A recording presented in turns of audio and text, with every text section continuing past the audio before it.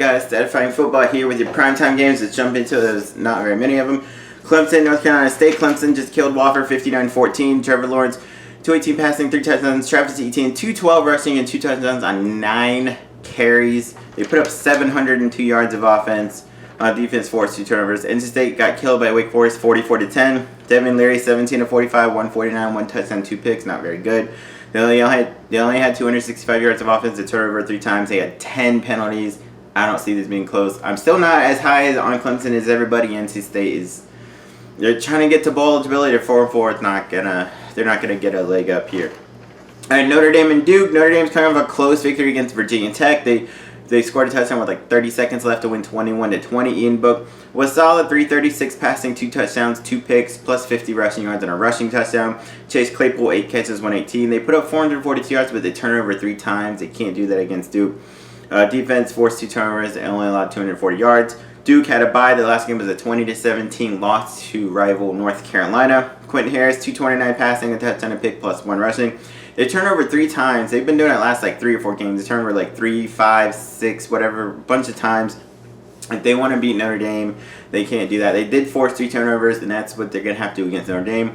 I expect this to be kind of close, but I'll go Notre Dame here to win. All right, Tennessee and Kentucky, huge for both teams. Tennessee is 4-5, Kentucky's 4-4. They both want to try to get to bowl eligibility, and whoever loses this game might not be able to make it. Tennessee won their last game 30-7 over UAB. Garantano passed for 147 and a touchdown and pick. It was really about their defense. They had 3 sacks, 4 turnovers. Bryce Thompson himself had 3 interceptions. Kentucky, coming off a bye, they beat Missouri 20-97. Lynn Bowden ran for 204 yards and 2 touchdowns. They ran for 297. Defense had 4 sacks, 2 turnovers.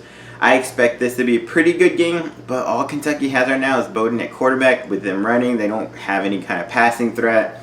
I'm going to go Tennessee. They've been playing pretty well the last couple of games. I'm going to go Tennessee here, but this should be a pretty good game. It's just Kentucky by a point. That sounds about right. It'll be about that close, but I'll go with Tennessee. All right, interesting game here, Liberty and BYU. Liberty is 6-3, but they're technically not bowl eligible yet because they have 2 wins over FCS teams, and they can only count one of them. So they need to win one of their last 3 games to get it. BYU is 4-4. They're trying to get to bowl eligibility. Liberty has really, really high-powered scoring offense. They beat UMass 63-21. Stephen Calvert passed for 474 yards, 4 touchdowns. Frankie Hickson ran for 99 yards and 3 touchdowns. Antonio Gandy-Golden had 6 catches, 137 and a touchdown. They put up 730 yards. They did turn over 3 times, though. They can't do that against BYU. BYU is a more talented team than UMass. Their defense did have 5 sacks, though, and only allowed 240 yards. Where BYU beat a pretty good Utah State team, 42-14. Jaron Hall passed for 214 and ran for 54 yards and 2 touchdowns. Baylor Romney came in and passed for 191, 2 touchdowns and a pick. Lupini Katoa had 4 catches for 129. They had 639 yards of offense themselves, but they turned it over 3 times. Their defense did force 5 turnovers, but they gave up 521 yards to Utah State. I actually expect this to be a pretty good game, possibly a shootout. It's got BYU by 17. I think that's they don't give Liberty enough credit. I think that's way too high. I do think BYU will win, but I think it'll be a lot closer than that.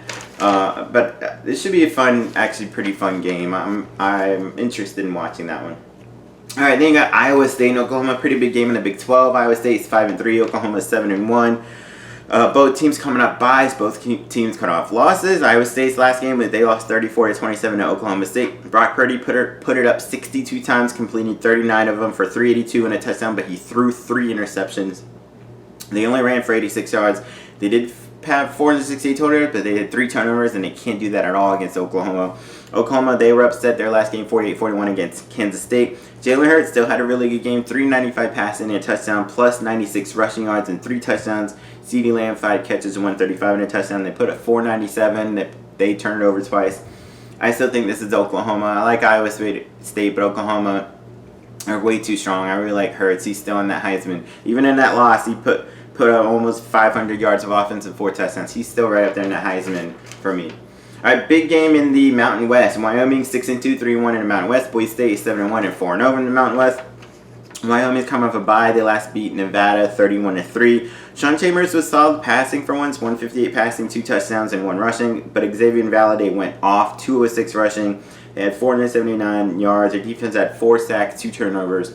Where Boise State was in a shootout with a really improved San Jose State team. They beat them 52-42. George Helene ran for 126 and 4 rushing touchdowns. John Hightower, 5 catches, 129. They put up 466 yards, but they gave up 497 yards, and they had a punt return touchdown that game. I think this is going to be close. Wyoming's defense is really good. Their running game is good, but I think Chambers, the quarterback, he's got to get that passing game going. He's not accurate at all. I'm going to say Boise State is a better overall team here, and I got Boise State. All right, Nevada and San Diego State. This is big for Nevada. They're 5-4. They want to win one more game to try to get to a bowl game, where San Diego State is trying to get to the Mountain West Championship game. Nevada beat New Mexico in the last game 21-10. Carson Strong, good game, throw 5 passing, 2 touchdowns.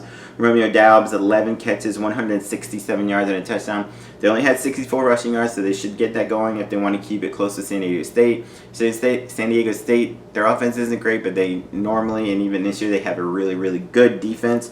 They're coming off a bye. Their last game was a 20-17 win over UNLV. Ryan Agnew was solid, 185 passing, a touchdown, a pick. Defense had 3 sacks and blocked a punt return for a touchdown. I'm going to go San Diego State here. I think they're just the better overall team, a better defense. Nevada, they're up and down. They can have a really great offense, but they're sort of up and down on that side. So I'll go San Diego State.